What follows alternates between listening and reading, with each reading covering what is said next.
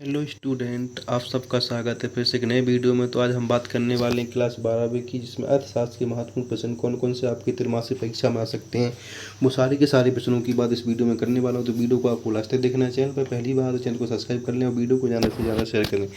चलो चलते हैं, बिना टाइम वेस्ट करते अपने प्रश्नों की कौन कौन से प्रश्न आपके लिए इंपॉर्टेंट हैं। तो यहाँ पर देख सकते हैं कि 12वीं क्लास का आपका अर्थशास्त्र का महत्वपूर्ण प्रश्न आ चुके हैं कि कौन कौन से प्रश्न आपके महत्वपूर्ण बन सकते हैं यहाँ से। तो इन प्रश्नों को आपको यहाँ पर अच्छे से तैयार करके जाना है और इनको ही याद करके जाना है, इनसे बाहर कुछ भी आपका नहीं आएगा। तो यहाँ पर देख सकते हैं कि पहला प्रश्न आपका यहाँ पर बनता है, सीमांत उत्पादन संभावना क्या है। तो इसको तैयार कर। दूसरा प्रश्न, व्यष्टि अर्थव्यवस्था तथा समष्टि अर्थव्यवस्था में अंतर लिखिए। इस प्रश्न को आपको तैयार कर लेना। दूसरा जिसमें हमें अंतर बताना, व्यष्टि और समष्टि अर्थव्यवस्था। इसके बाद प्रश्न नंबर आपका यहाँ पर तीसरा आ जाता है, जिसमें सकारात्मक तथा आदर्शता अर्थव्यवस्था किसे कहते हैं। इसके बाद प्रश्न नंबर 4 आ जाता है, जिसमें एक अर्थव्यवस्था के केंद्रीय समस्याएं की विवेचना कीजिए। इसके बाद प्रश्न नंबर 5, जिसमें अर्थशास्त्र की विषय वस्तु की विवेचना बतानी है आपको यहाँ पर। प्रश्न नंबर 6 में दृष्टि अर्थव्यवस्था की विशेषता सीमा महत्व लिखिए, इसको तैयार कर लेना आपको। प्रश्न नंबर 7, जिसमें बजट रेखा क्या है, तो इस प्रश्न को आपको यहाँ पर तैयार कर लेना है, 7 नंबर प्रश्न को। इसके बाद प्रश्न नंबर 8, जिसमें मांग की कीमत लॉस को परिभाषित कीजिए, तो इसको भी आपको यहाँ पर अच्छे से तैयार कर लेना है। इसके बाद प्रश्न नंबर 9 पे आता है, इसमें पूंजीवाद, समाजवाद, मिश्रित अर्थव्यवस्था किसे कहते हैं, इनकी 3 विशेषताएं लिखिए। तो इनके बारे में लिखना है और इनकी 3 विशेषताएं बतानी है। तो प्रश्न नंबर 9 को भी आपको तैयार कर लेना है। जितने भी प्रश्न यहाँ पे बता रहा हूँ वो सारे के सारे प्रश्न बहुत इंपॉर्टेंट, तो इन सारे के सारे प्रश्नों को आपको यहाँ पर तैयार कर लेना है। अब प्रश्न नंबर 10 में कौन सा प्रश्न आया उसकी ओर चलते हैं। तो प्रश्न नंबर 10 में आपसे पूछा गया है कि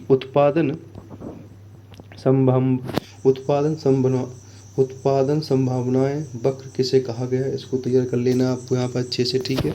इसके बाद प्रश्न नंबर 11, जिसमें अवसर लागत किसे कहते हैं, इसको आपको यहाँ पर तैयार कर लेना है कि अवसर लागतें क्या होती हैं, इसके बारे में आपको यहाँ पर बताना। तो इसको कर लेना, प्रश्न नंबर 11 भी तैयार कर लेना आपको।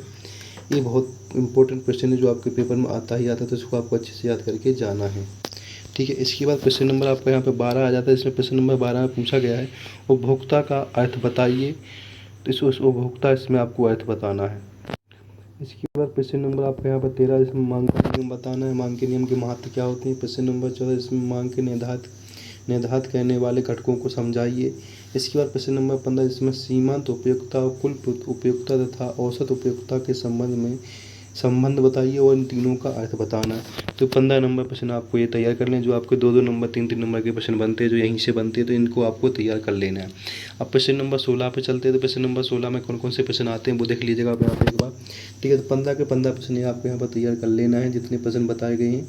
और चैनल पर पहली बार आए तो चैनल को सब्सक्राइब करना ना भूलें, वीडियो को ज़्यादा से ज़्यादा शेयर करें, ये आपके लिए बहुत इंपॉर्टेंट है। इससे आपके लिए पेपर के भी वीडियो डालते जा रहे हैं। इसके बाद प्रश्न नंबर 16 में देख सकते हैं आप, पूछा गया पहला प्रश्न, उपयोगिता की विशेषताएं लिखिए, इसका अर्थ बताना। प्रश्न नंबर 17 में उपभोक्ता संतुलन का अर्थ लिखिए। प्रश्न नंबर 18 में सीमांत और कुल उपयोगिता से आप क्या समझते हैं, दोनों के बीच अंतर लिखिए, इसको लिख लेना। उत्पादन फलन क्या है, उत्पादन फलन की मान्यता बताइए और विशेषताएं लिखिए।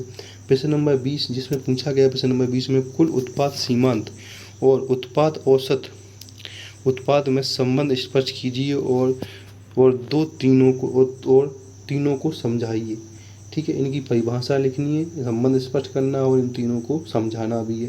प्रश्न नंबर 20 को तैयार कर लें। इसके बाद प्रश्न नंबर आपको यहाँ पे 21 आ जाता है। 21 में पूछा गया उत्पादन फलन की अवधारणा को समझाना है। जो उत्पादन फलन की अवधारणा है इसको समझाना, तो इसको आपको अच्छे से तैयार कर लेना, प्रश्न नंबर 21 भी। अब प्रश्न नंबर 22 पे चलते हैं। प्रश्न नंबर 22 में पूछा गया आपकी उत्पत्ति हतस नियम को परिभाषित कीजिए और उत्पत्ति हतस नियम की मान्यताएं और सीमाएं बताइए। प्रश्न नंबर 23, जिसमें उत्पत्ति हतस नियम क्यों लागू होता है और ये क्या केवल किसी क्षेत्र में लागू होता है, इसके बारे में बताना। प्रश्न नंबर 24 तैयार करना है, इसमें उत्पत्ति समता नियम किसे कहते हैं और व्याख्या कीजिए। तो प्रश्न नंबर 24 और 23 तैयार कर लेना आपको।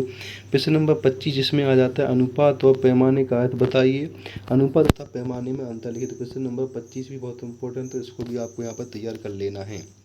इसके बाद पैमाने के प्रतिफल से आप क्या समझते हैं, इनको सारे के सारे प्रश्न तैयार आपको कर लेने हैं। इसके बाद नेक्स्ट प्रश्न आपका यहाँ पे आ जाता है प्रश्न नंबर, जिसमें स्थिर तथा परिवर्तनशीलता लागतों में अंतर लिखिए। इसके बाद और आ जाता है आपका यहाँ पे, इसके बाद दूसरा प्रश्न आपका यहाँ पे आ जाता है सीमांत लागत और औसत लागत में संबंध स्पष्ट कीजिए। इसके बाद नेक्स्ट प्रश्न आपका आता है लागत वक्र यू आकृति के क्यों होते हैं इसको समझाना, तैयार कर लेना। प्रश्न नंबर नेक्स्ट आपको अल्पकालीन और दीर्घकालीन लागतों को समझाइए, इस प्रश्न को आपको यहाँ पर तैयार कर लेना है। इसके बाद नेक्स्ट प्रश्न आपका आता है पूर्ति से आप क्या समझते हैं, पूर्ति के प्रभावित करने वाले कारकों का वर्णन कीजिए, क्यों प्रभावित करते हैं। इसके बाद प्रश्न नंबर आपका यहाँ पर 34 आ गया, क्योंकि इसमें पूर्ति का नियम समझाइए तथा पूर्ति के नियम की समानता और अपवाद लिखिए, इसको तैयार कर लेना आपको। प्रश्न नंबर 35 जिसमें पूछा पूर्ति लोच की परिभाषा दे दी है, पूर्ति लोच को प्रभावित करने वाले विभिन्न तत्व कौन से, इनको समझाना है।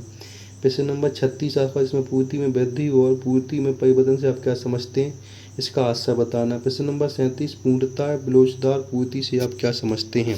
तो 37 के 37 प्रश्न आपको तैयार कर लेने, जितने प्रश्न बताए वो सारे के सारे प्रश्न आपको यहाँ पर तैयार कर लेने हैं। इसके प्रश्न नंबर आपके यहाँ पे 38 आ जाता है, इसमें पूछा गया है कि पूर्ति की कीमत लोच से आप क्या समझते हैं और पूर्ति की लोच की विभिन्न श्रेणियों को स्पष्ट कीजिए। तो इस प्रश्न को आपको यहाँ पर ये तैयार कर लेना है। इसका प्रश्न नंबर आपका 39 आ जाता है। तो प्रश्न नंबर 39 में आपसे पूछा गया पूर्ति कीमत की लोच को मापने की दो विधियों का वर्णन कीजिए। प्रश्न नंबर 40 में बाजार संतुलन की व्याख्या कीजिए। तो 40 के 40 प्रश्न तैयार कर लेने।